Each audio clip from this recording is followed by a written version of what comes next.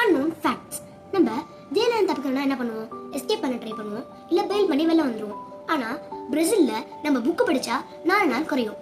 நம்ம ஒரு ப்ராப்பரான புக் எடுத்து அதை படித்து முடிச்சதுக்கப்புறம் அதை பற்றி ஒரு ரிப்போர்ட் எழுதி நம்ம சப்மிட் பண்ணோம்னா நம்ம ஜெயில் தண்டனையிலேருந்து 4 நாள் குறையும். அதனாலேயே இந்த பிரேசிலில் இருக்க நார்மல் மக்களோட ஜெயிலில் இருக்க மக்கள் நிறைய நாலேஜ் விளையாடுறாங்க. ஸ்கிரீனில் தெரியுதுல ஒரு அனிமல், இதை பார்த்தா உங்களுக்கு என்ன தோணுது? ஒரு நாய் நம்ம மாதிரி தானே தோணுது. இது இப்போ இருக்கிற ப்ளூ வேல்.